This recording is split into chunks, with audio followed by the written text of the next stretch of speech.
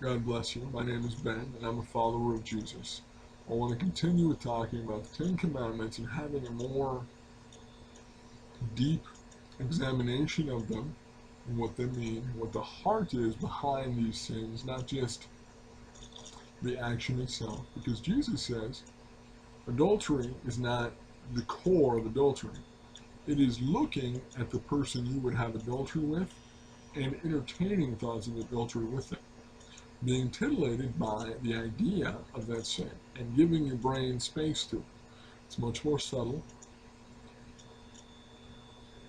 Thou shalt not take the Lord's name in vain. The profanity is to drag God's name through the mud, to use it in any way other than the respectful and glorifying sense that it should be used in. It has become, and it's been this way for a long time, a standard thing, common thing to combine it with actual profanity as a sort of intensifier.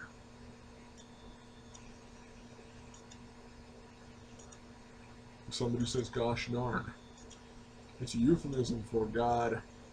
You fill in the blank there in your imagination. Don't say it. We have very little understanding of the meaning of words. We are lowering our value of words in our society, I think. And so not thinking about what they mean, but rather how they feel or how they affect people around us, how impressive we seem. The use of profanity can make men seem tougher. I am embarrassed to say that around the age of 15, I felt such a sense of insecurity. I was saved at 11. I've been following Jesus, well or poorly, for about 30 years now. But around the age of 15, I had this real stupid notion that I'd get taken more seriously if I started using profanity. And it was really kind of terrible because I was always kind of an uptight, nerdy kid. And it really sounded a lot like somebody's middle-aged dad trying to use the cool lingo of the teenagers.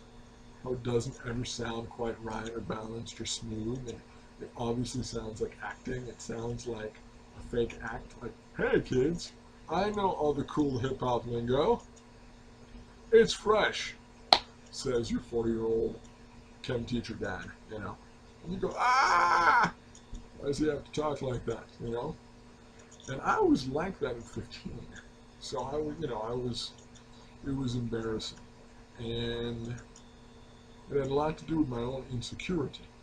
And that's one reason we become users of profanity, is because of insecurity being masked by the appearance of aggression, the appearance of toughness, the appearance of, I don't care, I'm going to say these tough things, and it's going to polarize people, and I'm going to seem more powerful because of it.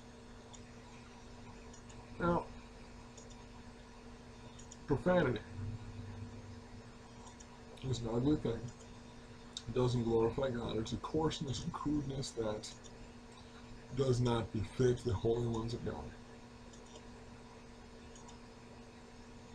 But when we take that and we add to it God's name, we are doing the opposite of glorifying it. In vain means for no purpose, uselessly.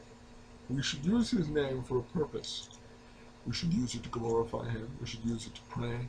We should use it to thank him, to ask for his help. It's a powerful thing. It is like God gave you diamonds, and instead of spending it on a mansion, you spent it on a candy bar. You spent it on a Tic Tac. You spent it on some lint that for some reason made you feel cooler and tougher at the time. We need a self-image that comes from who God is. We need a greater understanding of the importance of the name of God, and to value it, because when believers use profanity, it is, I guess I would say, saddening. You're not going to lose your salvation over a bad word.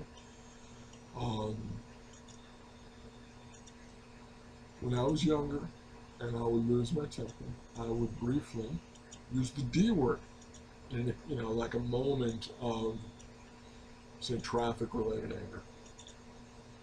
I just wish to be honest with you. Um, but we need to avoid, especially, the misuse of God's name. When it pops into our language in a way that isn't reverent to Him, it shows that we don't understand the value of His name. I challenge us all to decide to value His name. Amen. God bless you.